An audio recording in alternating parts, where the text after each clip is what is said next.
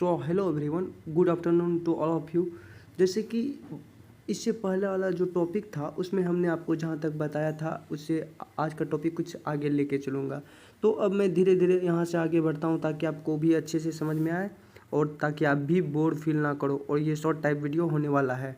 तो भारत का भूगोल में फिर से आपका स्वागत है। इंडियन ज्योग्राफी में आप चैप्टर 5 आपका स्टार्ट हो चुका था कल।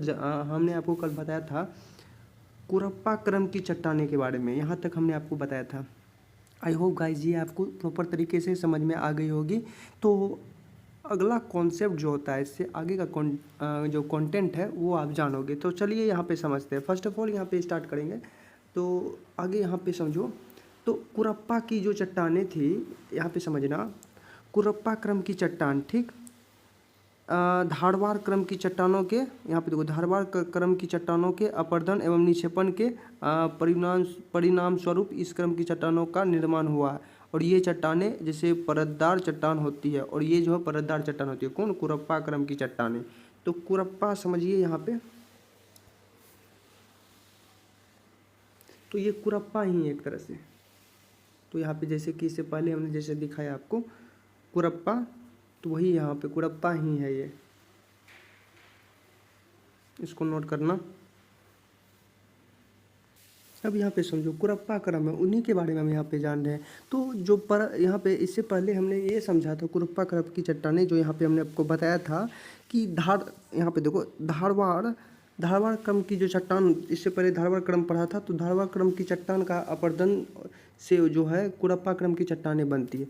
तो वो उसी को अगले टॉपिक आप समझोगे। यहाँ पे देखो, जो कुरप्पा क्रम की चट्टानें हैं, तो इन चट्टानों का जो है नामकरण जो है आंध्र प्रदेश के कुरप्पा जिले के नाम पर हुआ है। और इसका जो नामकरण है कुरप्पा क्रम की चट्टान का, तो इसका जो है नामकरण कैसे हुआ है, तो ये बहुत इंपॉर्टेंट है, मस्ट VVI, इसको आप समझ लो अच्छे से और याद कर लो। तो इन चट्टान का नामकरण जो है आंध्र प्रदेश के कुरप्पा जिले के नाम पर हुआ है, इसको नोट कर लेना। अब देखो यहाँ आगे, ये जो है बलुआ पत्थर, जैसे कि कुरप्पा क्रम के चट्टान में ये आपका टॉपिक नेक्स्ट टॉपिक है, ये बलुआ पत्थर, चूना पत्थर, संगमरमर, और आप ऐसे भी कर सकते हैं संगमरमर बोलो या एस्बेस्टस आदि के लिए प्रसिद्ध चट्टानें हैं। तो फिर से सुनो यहाँ पे, ये बलुआ पत्थर, चूना पत्थर, संगमरमर, एस्बेस्टस आदि के लिए प्रसिद्ध चट्टान है। तो इसको नोट डाउन कर लेना, ये भी आपका समझ में ये भी बात आपको समझ में आ गई होगी। तो अब अगला टॉपिक समझना, इन चट्टानों में खनिज भंडार अपेक्षाकृत कम मिलते हैं, और इन चट्टानों में खनिज भंडार अपेक्षाकृत कम मिलते हैं, और इन चट्टानों से लोहा तथा मैग्नीज प्राप्त होता है। जैसे कि राजस्थान में इन्हीं चट्टानों से तांबा, सीसा एवं रांगा प्राप्त होता है। तो इसको आपने समझ में आपको आ गई होगी बात।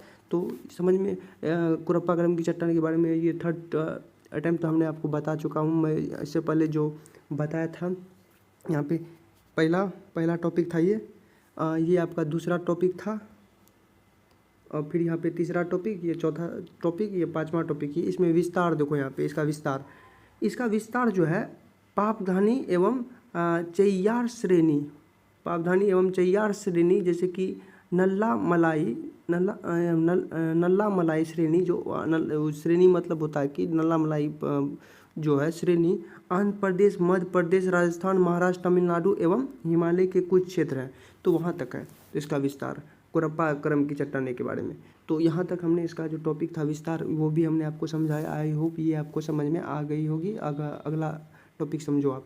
अब देखो विंध्यन क्रम की चट्टानें, तो ये सब जो विंध्यन क्रम की चट्टानें है, इसमें भी जो टॉपिक है वो आप समझोगे यहाँ पे।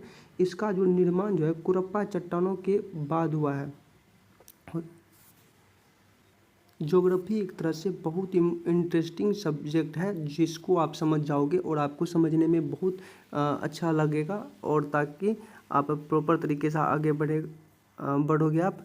अब यहाँ पे सब चीज़ समझना जो हमने आपको बताने का कोशिश कर रहा हूँ। तो यहाँ पे एक चीज़ समझो कि जैसे कि विंध्यन क्रम की चट्टानें जो है, जो भी अभी तक हमने आपको जो बताया, जो पहले बताया, उसके अपर्दन या निक्षेपण जो भी हो उससे दूसरा बनाए, फिर दूसरा के अपर्दन से तीसरा बनाए, फिर तीसरा के अपर्दन से चौथा बनाए। इस क्रम को ये जो अपना जो गुण है इस तरह से बरकरार चलता है। जैसे कि अब यहाँ पे एक चीज़ समझना, जैसे कि विध्यन क्रम की चट्टानें बता रहा हूँ मैं, तो इससे पहले आपने पढ़ा कुरप्पा क्रम की चट्टान, तो ये तो आएगा, तो वही चलो समझते हैं।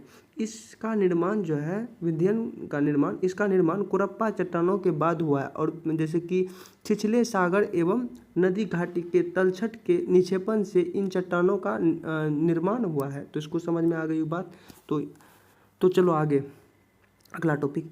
इन चट्टानों में सूक्ष्म जीवों के जीवाश्मों के प्रमाण मिलते हैं। होता क्या है कि जो बहुत पहले जो है कि इसके भीतर जो जीव दब के मर गए होते हैं, तो उसके भीतर पेट्रोलियम के रूप में जीवाश्म मिलते हैं। तो इन चट्टानों में सूक्ष्म जीवों के जीवाश्म के प्रमाण मिलते हैं विध्यन क्रम की चट्टाने में। तो चलिए ये भी आपको इससे ये पता चलता है कि पहले यानी जीव थे, छोटे सूक्ष्म जीव सब थे। तो अब आगे का टॉपिक समझो आप। तो इन चट्टानों से चूना पत्थर, बलुआ पत्थर, चीनी मिट्टी, अग्नि प्रतिरोधक मिट्टी प्राप्त होती है। तो इतना समझ में आ गया। अब देखो अग्नि आग को रोकने वाला मिट्टी भी इससे प्राप्त होता है। अब देखो बहुत इम्पोर्टेंट टॉपिक है यहाँ पे। जैसे कि आपने समझा कि धरती पे बहुत से ऐसे चीज़ हैं जो लगभग सभी चीज़ जो है आग में जल जाता है, ठीक। लेकिन कुछ कुछ ऐसी चीज़ें जो आग में नहीं जलता है।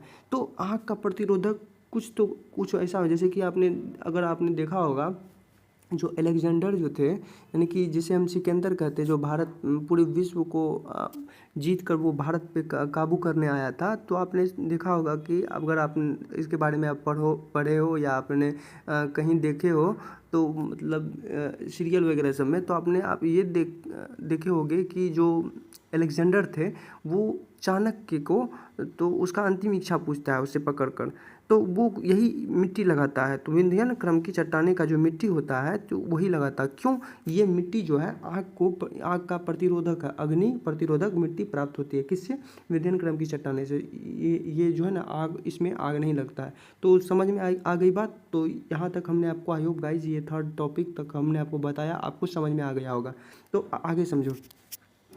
यहाँ देखो, इस संरचना की चट्टानों का जो है प्रयोग और इन संरचना की चट्टानों का प्रयोग जो भवन निर्माण के लिए किया जाता है। और जैसे कि सांची का स्तूप, लाल किला, जामा मस्जिद आदि इसी संरचना के लाल बलुआ पत्थर से निर्मित है।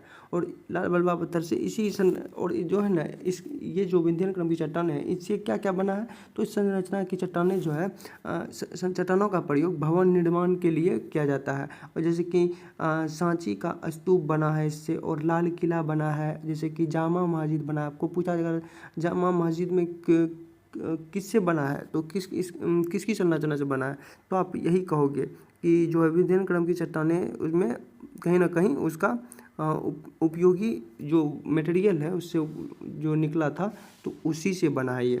तो समझ में आ गई बात, कहीं ना कहीं इससे जुड़ा हुआ है ये। तो आप कह सकते हो इट इज़ डायरेक्ट ये इससे जुड़ा हुआ है। तो ये आपने समझ में आ गया आपको। तो अगला टॉपिक समझो यहाँ पे। मध्य प्रदेश के पन्ना जिले एवं कर्नाटक के गोलकुंडा जिले के हीरे की खान इसी क्रम की चट्टान में स्थित है। अब यहाँ पे समझना, विंध्यन क्रम की चट्टानें जो है इसमें मध्य प्रदेश के पन्ना जिले एवं कर्नाटक के गोलकुंडा जिले के हीरे की खान इसी क्रम की चट्टानों में स्थित है। इसको भी नोट कर लेना। अब इसका विस्तार देखो कहाँ तक है, कहाँ से कहाँ तक है। तो यहाँ पे आप एक चीज़ समझोगे कि इस क्रम की चट्टानों का विस्तार जो है सोन नदी बिहार में पड़ता है, तो सोन नदी बालू बहुत देती है, तो इसी के लिए इसे जानते हैं हम। अब देखो विस्तार, देखो इस क्रम की चट्टानों का विस्तार जो है सोन नदी घाटी सेमरी श्रेणी आंध्र प्रदेश के दक्षिणी पश्चिमी भागों पर, कुर्नूल श्रेणी जैसे कि भीमा नदी घाटी से भीमा श्रेणी राजस्थान के जोधपुर तथा चित्तौड़गढ़ में, पालनी श्रेणी जैसे कि गोदावरी नदी घाटी से नर्मदा घाटी एवं मालवा का पठार व बुंदेलखंड के पठार में है। तो समझ में आ गई बात, इसका विस्तार यहाँ तक है। तो ये विस्तार तो आपको एज इट इज़ याद ही हो जाएगा और समझ भी जाओगे। तो आप ऐसे समझ सकते हो कि जैसे कि आपने बहुत से लोगों का नाम याद रखा है, ऐसे भी लोगों का नाम रखा जिससे आपको कोई काम नहीं। तो ये आपको बहुत काम देने वाला बात है। आप उसका नाम को, अब मैं जो आप उसके नाम के साथ साथ आप ये भी आप इसके नाम का भी स्मरण करो और ये भी आप ही याद कर लो। चलो अगला टॉपिक समझो आप। गोंडवाना क्रम की चट्टानें। अब देखो गोंडवाना लैंड होता था, एक अंगारा लैंड होता था पहले, बहुत पहले 33 सागर हुआ करता था।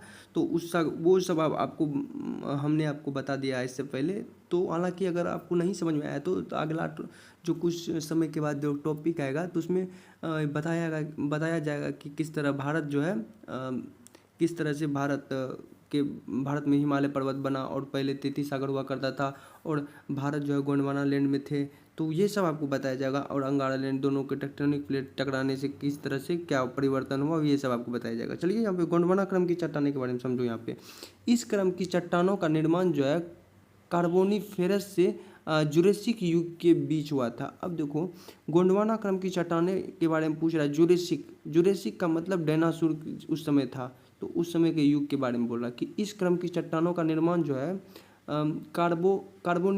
कार्बोनिफेरस से जुरेसिक युग के बीच हुआ था। कार्बोनिफेरस से जुरेसिक युग के बीच में हुआ था।